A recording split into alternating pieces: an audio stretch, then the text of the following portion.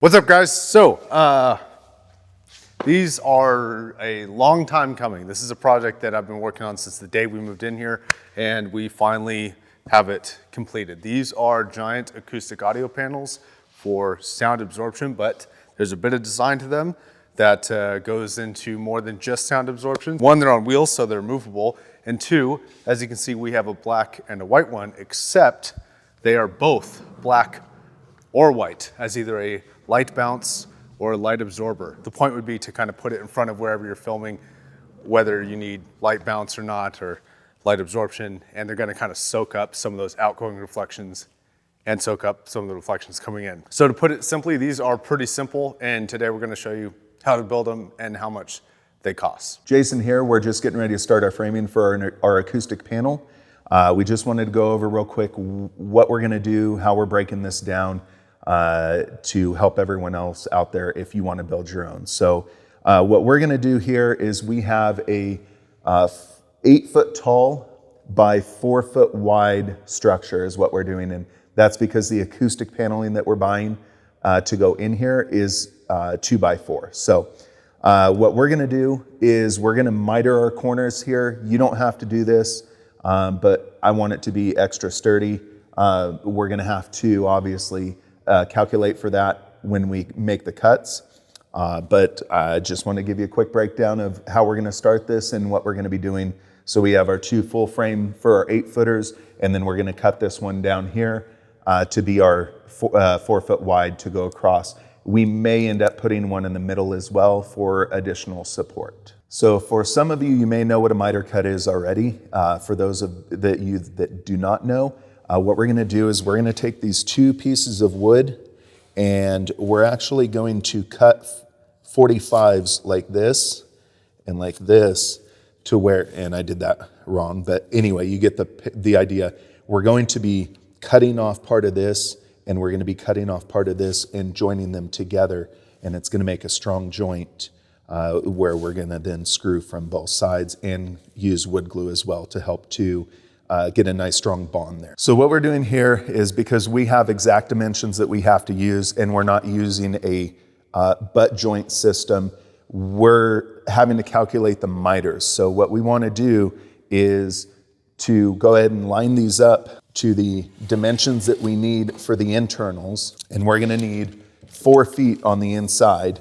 So when we cut, you can see that we're going to be cutting part of this and cutting part of this and joining them together. So you don't just want to cut this at 4 feet, because then when you actually go to screw it together, you can see here that there's about 1.5 inches of this 2x4 that gets taken up the extra slack there of the wood. So you're going to want to make sure to add, in this case, it'll be about 3 inches. You're going to be making up the 1.5 inches from each side of the 2x4.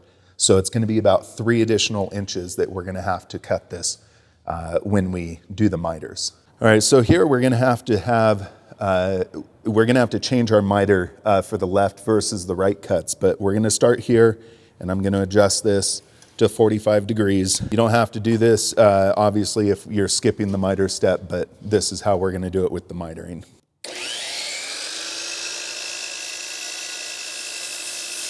Okay, so we got our cuts made. We have all the corners mitered at a 45. You can see here, they're nice, clean cuts, and they're gonna go together, and we're gonna glue and screw those together in a moment. So we're on the 3rd corner here. We're just still gluing and screwing them together. I am using this Bessie corner clamp. Helps to get it at a nice 90-degree angle. I'm just using some construction screws, and I'm alternating 2 holes going in this way, and then lowering those down a little bit so the screws don't encounter each other in the wood. So I'm just offsetting those a little bit, and I'm putting 2 here on all 4 corners. Okay, so right now this is the structure is built. We're gonna put some rolling legs on it. We're gonna cut these to the same length so we can put feet on the bottom of them. We decided to lay them flat instead of upwards like this. We're gonna lay them on kind of down. That way they have enough flex for all 4 wheels to be touching the ground at the same time, so that's not slightly off and it's doing that whole three-wheel thing. We are screwing in these wheels at the bottom. We just wanted to make sure that they clear over this edge and don't stick out for anybody to like kick them or anything like that.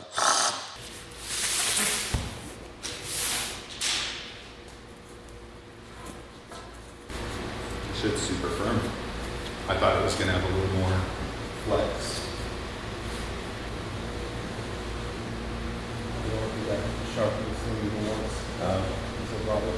It's a Benchmade, right?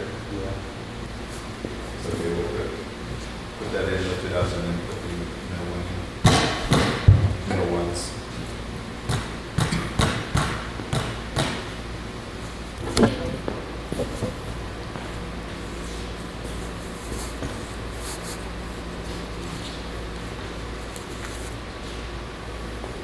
How's the sound? Huh? Pretty good. All right, so we got the corning inside the frame, and now we just need to kind of drill a little bit of a line for us to place the fabric inside, and it's gonna be double-sided. And then we're gonna paint these arms, and then this thing should be just about wrapped up. This actually worked out pretty well.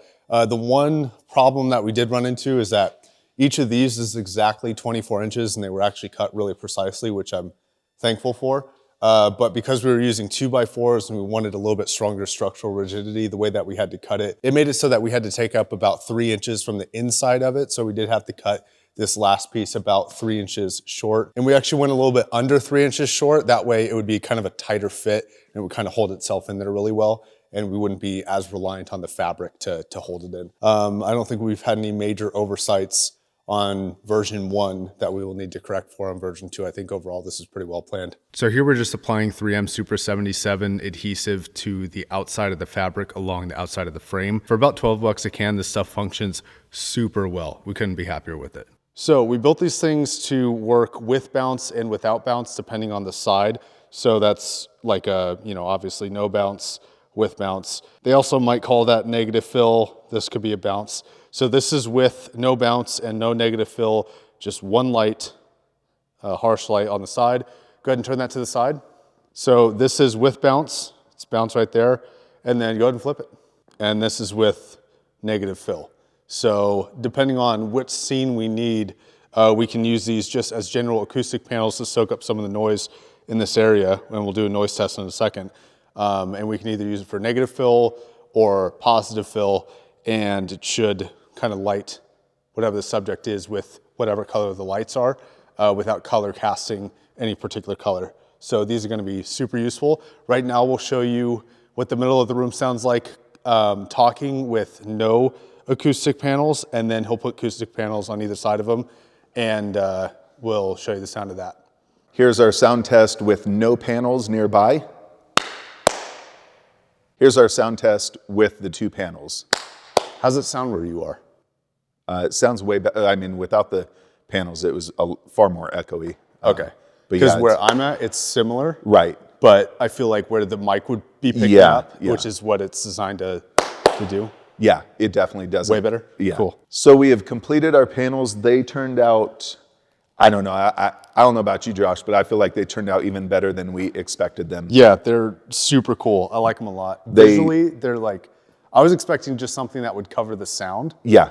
But these things kind of look pretty cool. They add a lot of flair to the studio. Yeah, they really do. They roll a lot better than I even expected. No problems rolling. The structure is phenomenal. This is Jason, a unknown person. Yeah, I'm Peter Pan. This is my shadow. Okay. Yeah, no, this worked out really well. I like this a lot. And these things are pretty big. I'm not sure if you guys can tell scale, but he's 6'5". The dog's probably like 2 feet, maybe 1.5 foot, something like that. 1.5 feet at best. So altogether, these came in at a little under $200 per side, which is actually pretty good. So the breakdown, the white fabric costs about $48 for all the fabric that we got for it, which filled up a little bit more than just one side each. We had a little bit of leftover fabric. $30 for the black fabric on on both sides. About $40 total for all the wood. It's about 4 2x4s per piece. The inner dimensions are slightly less than 4 feet across, not by much, just a little bit. It was $5 for each caster, a total of 8 for about $40 for 8 total casters for both. About $5 in handles per side. And then you have to buy the Corning 703 in packs of 3, and those are $90 a piece, and we used 4 per side. We did have one left over. We used that for a different little like sound absorber thing in the office.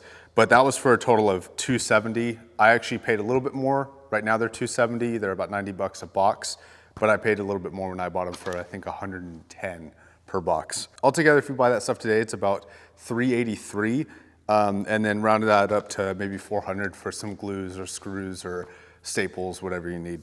So yeah, for just under a total of about $400 for these 2 panels, I think we're pretty happy with the functionality and purpose that they serve. So that's gonna be it. Thanks a lot for watching.